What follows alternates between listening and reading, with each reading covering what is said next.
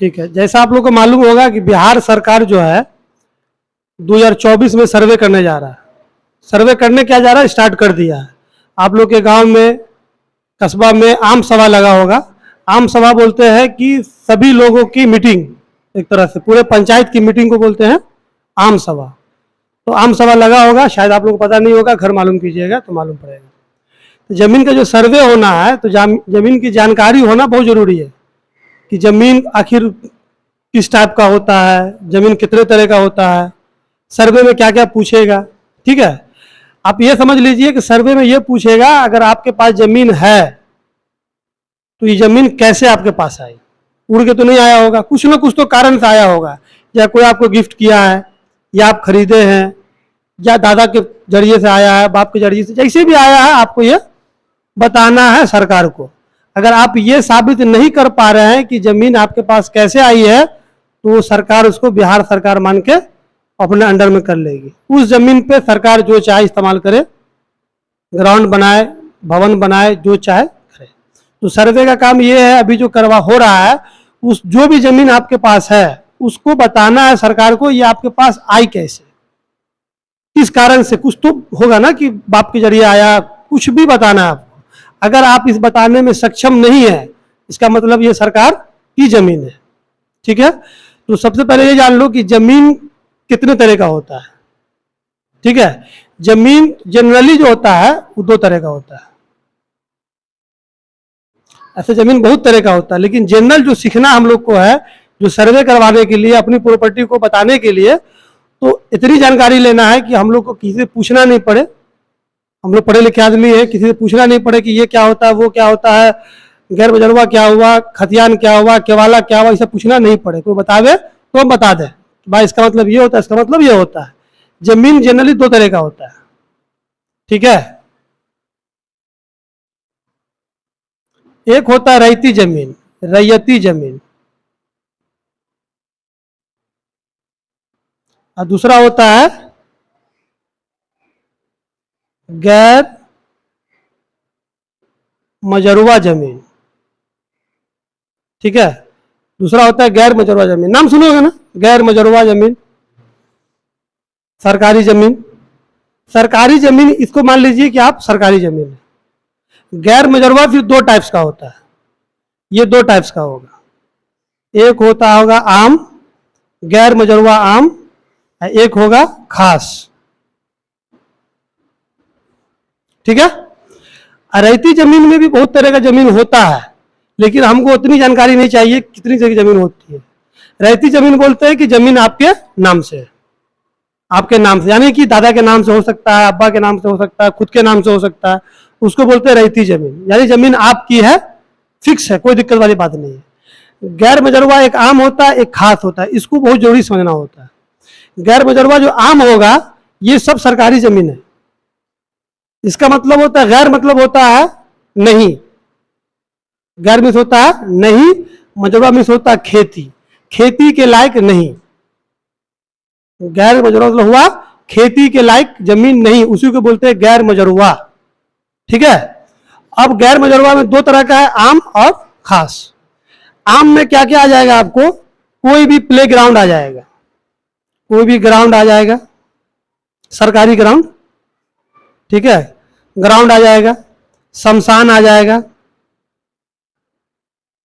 ठीक है, सरकारी जो आम इस्तेमाल में होता है, कोई पीपल का पेड़ लगा देता है, देखिए सरकारी जमीन में बना हुआ है, कुछ भी जो हर लोग यूज करे, आम तरीका से उसका इस्तेमाल होता हो, उसी को बोलते हैं गैर मजरुआ आम। गैर मजरुआ खास में होगा कि जमीन तो सरकारी है लेकिन कब्जे में आपके है, या किसी के कब्जे में है। ठीक है, सरकार उसको दे भी सकती है, सरकार उससे ले भी सकती है, लेकिन ये जमीन जो है सरकार आपको कभी नहीं देगी। इस जमीन का न रजिस्ट्री हो सकता है, न इसको सेल कर सकते हैं, न इसको बेच सकते हैं। इसको आप चेंज कर सकते हैं, ग्राउंड से पोखर बन सकता है। ठीक है, शमशान से कुछ चेंजिंग करके उसमें कुछ भी अपना चेंजिंग कर दिए उसको आप, लेकिन आप इसको रजिस्ट्री वगैरह कुछ भी नहीं कर सकते। गैर मजरुआ खास को क्या करेंगे कि आप रजिस्ट्री कर सकते हैं, लेकिन कंडीशन है 30 साल जमीन पे रहे, 25 साल जमीन पे रहे, आप बिजली बिल कटवा रहे हैं, बहुत सारा कुछ भी आप प्रूफ दिखाएं सरकार को कि सर मतलब जमीन तो गैर मजरुआ है लेकिन इस पर कब्जा हमारा है, और हमारा घर बना हुआ है और हमारा जमीन नहीं था, जिस कारण से इस जमीन पे हम रह रहे हैं, तो सरकार आपके नाम से जमीन कर देगी। ठीक है, तो ये जमीन दो तरह का याद रखिएगा आप, जमीन दो तरह का होता है, गैर मजरूआ और रैयती। रैयती जमीन जो आपके नाम से है, किसी के भी नाम से होगा, किसी के नाम से बंदोबस्ती हुआ हो, उसको बंदोबस्ती बोलते हैं, जिसको इंग्लिश में बोलते हैं रजिस्ट्री। नाम सुने ना, रजिस्ट्री करवाने के लिए गए हैं, तो उसको ही बंदोबस्ती बोलते हैं। रजिस्ट्री करते हुए आपके नाम से, खत्म हो गया बात। इसमें कोई सरकार आपसे कोई हस्तक्षेप नहीं करेगा। और सरकार इससे, आप अगर ये जमीन आपकी खेत वाली जमीन है तो आपसे वो टैक्स लेगा, जिसको लगान बोलते हैं, अभी बोलते हैं लगान, लगान भरना होगा। और ये जमीन जो होता है ये खेती के लायक जमीन नहीं होती है। इसमें दो तरह का होता है, आम और खास। आया बात समझ में? तो जमीन को और भी तरह जमीन होता है, पट्टा वाली जमीन होती है, खास महल जमीन होती है, जिला परिषद जमीन होती है। लेकिन इतना डीपली जानना नहीं है, हम लोग को ये जानना है कि अपना सर्वे जमीन का हम कैसे करवा लें।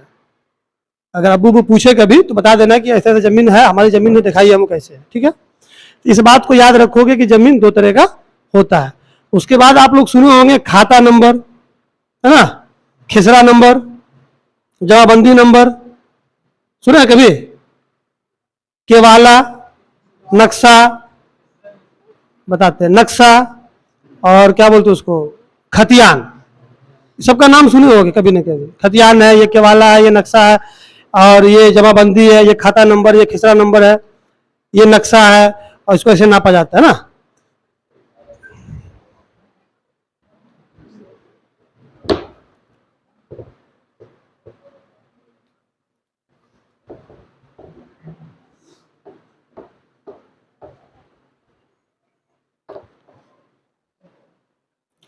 अभी ये जान लो, मान लो कि ये गांव है, ये कोई गांव है पूरा, ठीक है, ये गांव है। इस गांव में क्या रहेगा कि जमीन कुछ इस तरह रहेगा, कुछ रास्ता भी रहेगा, है ना, कुछ पोखर भी रहेगा, कुछ जमीन ऐसा भी कटा हुआ रहेगा, कुछ ऐसा भी रहेगा, कुछ ऐसा भी रहेगा। कैसा भी रहेगा वो, नक्शा ऐसे ही नहीं होता है, कुछ कुछ कटा हुआ है, कहीं कटा हुआ है, कुछ कटा हुआ है। ठीक है, ये मान लो कि ये कोई गांव है और ये इसका नक्शा है। नक्शा तैयार होता है गांव का हिसाब से, किस गांव कैसा है। तो अब इसमें जो कटिंग किया हुआ प्लॉट सबको, उसमें नंबर दे देगा वो, कोई नंबर दे देगा। मान लो को दे दिया 620, 360, 980, 670, कुछ भी, 65, 86, 90, 91, इस सारे कॉलम को भर देगा वो, सारे कॉलम को। तो इसका मतलब ये हुआ कि आपका जो जमीन है, पूरे गांव में जो जमीन है, सरकार उसका नंबर डाल दिया है, वो चेंज नहीं होता है। नंबर वही रहेगा, आदमी चेंज होगा। ठीक है, प्लॉट नंबर वही रहेगा, आदमी चेंज होगा, प्लॉट के भी चेंज। सरकार ने इसको रजिस्ट्री कर लिया अपने नाम से कि अरई है या कोई गांव है, उसमें इतना प्लॉट है जिसका नंबर ये है, तो उसको बोलते हैं प्लॉट नंबर। क्या बोलते हैं?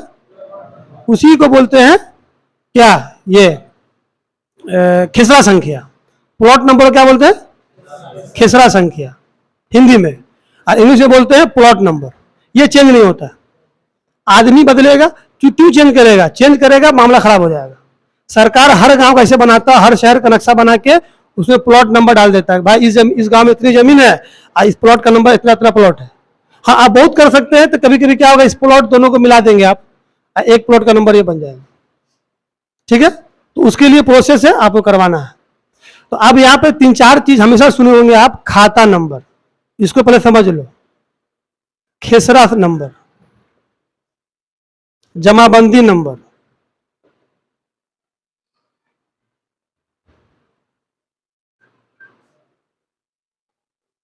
ठीक है, इसमें तो मालूम पड़ गया खिसरा संख्या ये होता है प्लॉट नंबर। जितनी प्लॉट है उसका जो नंबर होगा वो होगा खिसरा नंबर, यानी कि प्लॉट नंबर। अब आता खाता।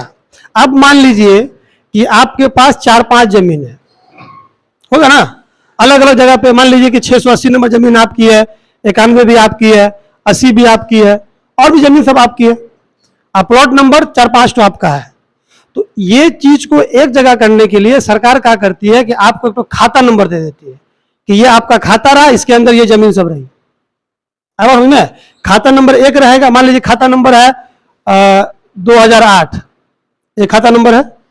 अब इसके अंदर क्या रहेगा कि प्लॉट नंबर सब रहेगा, आपके पास क्या क्या प्लॉट है वो रहेगा। 680 आपका, 390 भी आपका, 860 भी आपका, 680 भी आपका। अब समझ में, तो ये जो खाता में है ये खिसरा नंबर डाल देता है, इसलिए डालता है कि एक आदमी को बहुत सारा नंबर याद करने की जरूरत नहीं है। आपका एक खाता दे दिया, और वो किसके लिए रहता है, जिसके पास प्रॉपर्टी ज्यादा रहती है। अगर आपका एक ही प्रॉपर्टी, प्लॉट नंबर से काम चलेगा आपका, ठीक है। अगर आपके पास प्रॉपर्टी जाता है तो सरकार क्या करती है कि उसको प्रॉब्लम होती है कि एक आदमी को बहुत ज्यादा दिखाना पड़ता है, तो एक खाता खोल देता है और उस खाता में बोलता है कि आप अपना जमीन खरीदो, इसके अंदर डालो। आए बात समझ में, तो प्लॉट नंबर कहां चल जाता है, खाता में, ठीक है। और उसमें जितना प्लॉट का आपका रहेगा उसके अंदर वो डाल देगा उसको। ये खिसरा नंबर है वो प्लॉट नंबर हो गया, इसी को बोलते हैं प्लॉट नंबर। जो आपका सिंगल सिंगल प्लॉट रहेगा, 1 धुर का हो, 3 धुर का हो, 4 धुर का हो, 5 धुर का हो, सबका अलग अलग नंबर रहेगा, ठीक है। अब आता है जमाबंदी नंबर। जमाबंदी नंबर मेनली उसको बोलते हैं कि अगर आप सरकार को टैक्स देते हैं तो सरकार आपको एक रसीद देती है, कहीं भी टैक्स तुम भरोगे तो रसीद मिलेगा, तो रसीद का जो नंबर देगा उसी को बोलते हैं जमाबंदी नंबर, ठीक है। लेकिन सरकार के घर में एक सिस्टम है कि वो इस नंबर को चेंज नहीं करता है। आप जब भी डालेंगे तो उसी नंबर पर डालना होगा आपको। मान लीजिए जमाबंदी नंबर मिल गया आपको 130 मिल गया, तो ये फिक्स हो गया आपके नाम पर।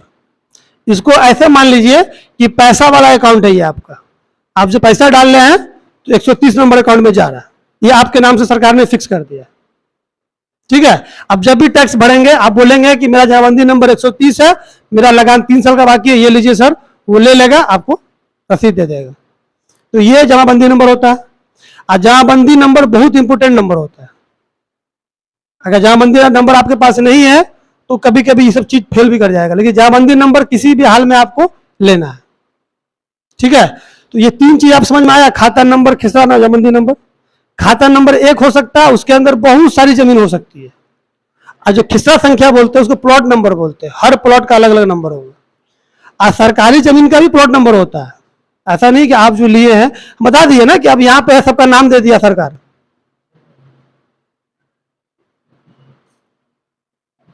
मान लीजिए कि ये नदी है, इसका भी नंबर है। सरकार जब भवन बनाएंगे उसके ऊपर तो बताएगा सरकार कि अरई गांव में प्लॉट नंबर 690 जो बिहार सरकार के नाम से है, उस पर एक भवन बनाया जा रहा है। वो ऐसा नहीं बोलेगा जमीन सरकारी बना दो, बता के बनाएगा कि 690 बिहार सरकार है। अभी जो सर्वे होगा और आप जमीन के बारे में आप नहीं बता रहे हैं, आपके पास जमीन है, कैसे है, कुछ तो कारण होगा आने का ना। तब करीब करीब 20 पेपर दिया है, इतना पेपर लेके आइए, या तो आप अपना खाता नंबर लेके आइए, रजिस्ट्री वाला पेपर लेके आइए, जमाबंदी नंबर लेके आइए। मान लीजिए सब पेपर हरा गया, ये भी हरा गया, ये भी हरा गया, सब हरा, पेपर में कुछ नहीं, सिर्फ ये पेपर है, चलेगा। हो सकता है कि आपको कोई गिफ्ट में दिया होगा, हो सकता है ना कि भाई गिफ्ट में हम दे दिए, इसके नाम से लिख दिए, पैसा नहीं लिया, हम फ्री में दे दिए, वो जमीन भी आपकी कहलाएगी। पहले जमींदार था, जब सरकार, जब देश आजाद हुआ उसके बाद जमींदार सबसे, सरकार जब बोला कि आप जमीन से वापस करो, तो जमींदार लोग क्या किया, जमीन बेचना शुरू कर दिया, कभी बेचना शुरू कर दिया, किसी को गिफ्ट देना शुरू कर दिया। तो वो जमीन भी अगर आपके पास है, वो जमीन सरकार आपकी ही मानेगी, सरकार वो लेगी नहीं, लेकिन आपको किसी भी हाल में प्रूफ देना है, ठीक है। या तो आप इसमें से कुछ भी लेके आइए। तो अभी तक जो बात हुई, जमीन 2 तरह का होता है, एक होता है गैर मजरूआ, एक होता है रैयती। गैर मजरूआ 2 तरह का होता है, आम और खास। हाँ,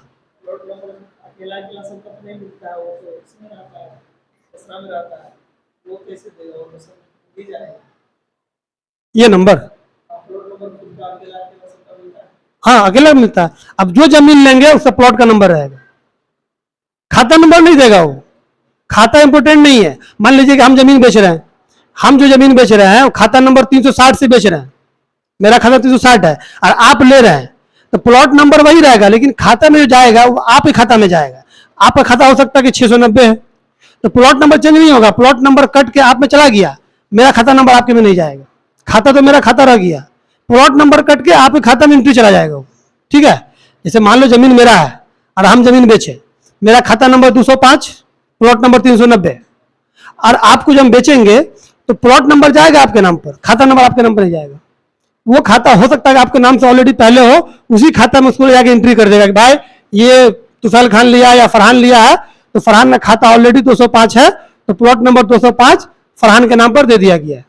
और जो बेचने वाला उसका खाता नंबर रखा रहेगा, उसको नहीं चाहिए उसको। हाँ, रजिस्ट्री के टाइम लिखना पड़ेगा खाता नंबर इतना से प्लॉट नंबर इतना को बेचा गया, जिसका रकबा इतना है। ठीक है, एक बात। दूसरी इंपॉर्टेंट बात क्या होती है कि आपका खेसरा में कितना जमीन है वो बहुत इंपॉर्टेंट नहीं होता है। मान लीजिए कि आपने पैसा देके या कुछ चीज करके लिखा लिया कि 670 में जमीन 3 कट्ठा है, रजिस्ट्री हो गया, नापने तो आता नहीं वो लोग, रजिस्ट्री कर दिया। अब अगर बाद में जो नापी होगा नक्शा पर और जमीन है 3 कट्ठा, रजिस्ट्री है 3.5 कट्ठा का, तो 3.5 कट्ठा वैलिड नहीं होगी, 3 कट्ठा ही वैलिड होगी, क्योंकि नक्शा वैलिड होगा। हाँ, उस नंबर में अब 670 में जमीन है 3 कट्ठा है, आप रजिस्ट्री करवा ली 4 कट्ठा, तो रजिस्ट्री आप उस टाइम काम नहीं करेगा, वो नक्शा काम करेगा। नक्शा लाइए, उसको बोलते गुनिया, एक स्केल आता है गुनिया वाला, उससे नापा जाता है नक्शा पे। अब उन नक्शा पे जितनी जमीन होगी रजिस्ट्री उतनी की मानी जाएगी। और आप अगर ये मान लो 321 है और ये 3 कट्ठा जमीन है, और आप जाकर रजिस्ट्री करवा लिए 321 नंबर को 4 कट्ठा में, तो 4 कट्ठा जमीन आपका नहीं होगा। जब वो नापी होगा, नक्शा देखा जाएगा, तो आपको बोलेगा भाई जमीन आपका 3 कट्ठा, आप गलत ले लिए आप। ठीक है, तो खेसरा में रकबा बढ़ सकता है, लेकिन नक्शा से रकबा मिलेगा आपको, क्योंकि ये नक्शा तो बढ़ नहीं सकता ना, जमीन सरकार तो जमीन बना दिया, आप तो अपनी मर्जी से ना 91 को कर दिए 4 कट्ठा, ऐसा है ही नहीं। प्लॉट नंबर 91 में 3 कट्ठा जमीन है, आप 4 कट्ठा कैसे ले लिए? आप लिए, आपकी गलती, आप जानिए, लेकिन सरकार मानेगी 3 कट्ठा आपको मिला। ठीक है, तो मेन इंपोर्टेंट क्या होता है? नक्शा। नक्शा हमेशा जमीन लेने से पहले नक्शा देखो कि नक्शा में जमीन कितना है, और रजिस्ट्री हम उतने का लेंगे। मान लीजिए कब्जा में 4 कट्ठा है और नक्शा में 3 कट्ठा है, तो रजिस्ट्री 3 कट्ठा का लेना है, 4 कट्ठा का नहीं ले सकते आप। अगर आप लेते हैं तो कोई फायदा नहीं, पैसा बढ़ेगा आपका। ठीक है, तो ये नंबर चेंज नहीं होता है। ये खाता नंबर समझ गए, एक खाता में बहुत सारा खिसरा रहेगा। ठीक है, खिसरा प्लॉट नंबर होता है, सरकार इसको दे दिया। जमाबंदी नंबर हुआ कि आपने जो पैसा भरा, बार बार जब भरिएगा तो आपको एक जमाबंदी नंबर दे देगा। तीसरा सबसे इंपॉर्टेंट चीज ये है कि जो भी लोग जमीन लेता है तो रजिस्ट्री करवा लेता है। रजिस्ट्री बोलते हैं ना, रजिस्ट्री मतलब होता है कि सरकार के सामने आपने ये एफिडेविट बना रहे हैं कि भाई ये जमीन हम उसको बेच दिए, इसको स्टैम्प पेपर बोलते हैं, साइन वाइन करके। वो इंपॉर्टेंट नहीं है, वो आप लेके अगर 20 साल तक रखे हुए हैं तो अगला आदमी हो सकता है दोबारा उसको बेच दे। अगला आदमी, अब मैटर वहीं फंसता है। कभी झगड़ा होता है कि एक जमीन 2 आदमी लेता है, कैसे लेता है कि आपकी जमीन है, आप इनको बेचिए, रजिस्ट्री कर दिए और आप लेके बैठ गए चुपचाप। अब मेरी जमीन है, हम आपको बेच सकते हैं। कैसे बेच देता है? उस जमीन को ट्रांसफर नहीं करवाता अपने नाम से। जैसे मान लीजिए कि आपके खाता में 680 में जमीन ले लिए हम, मान लो हम ले लिए खाता से, रजिस्ट्री तो करवा लिए, लेकिन इसको बोलते हैं दाखिल खारिज।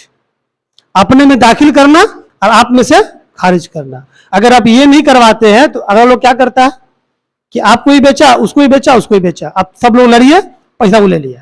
तो पहला काम क्या करना है कि जैसे हमारी रजिस्ट्री हुई, पेपर लिए, उसके कल या परसों के जाके उसको ऑनलाइन सरकार को कर देना है कि देखिए हम आपके समक्ष, यानी कि रजिस्ट्री ऑफिस के समक्ष, ये इतना का पैसा देके, सरकार को इतना टैक्स देके इस आदमी से हम जमीन ली है, इसको मेरे नाम से ट्रांसफर कर दीजिए आप।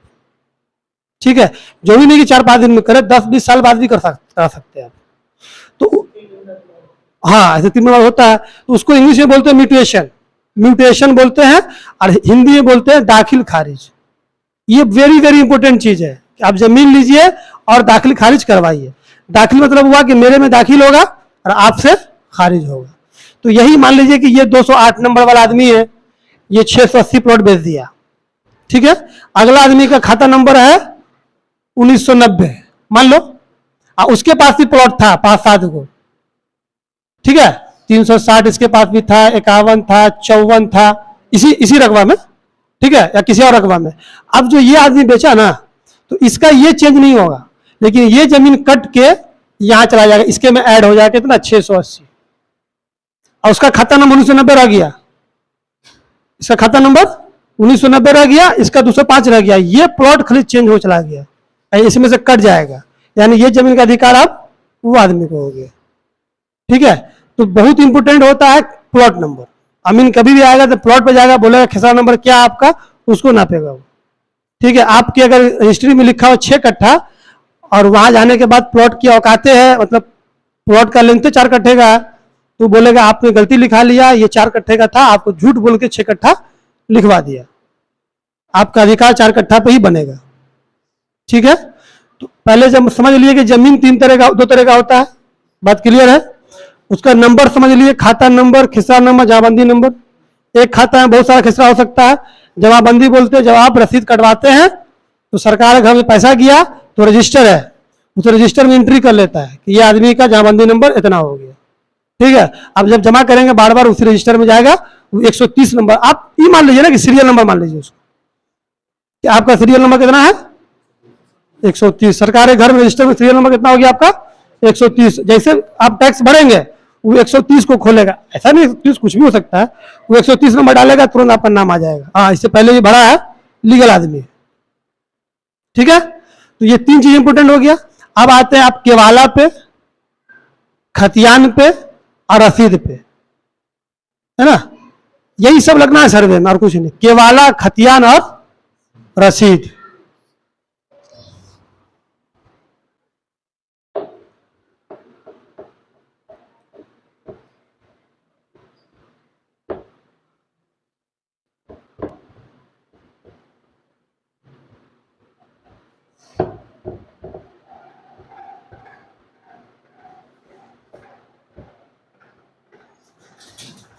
अब आ गया ये केवाला।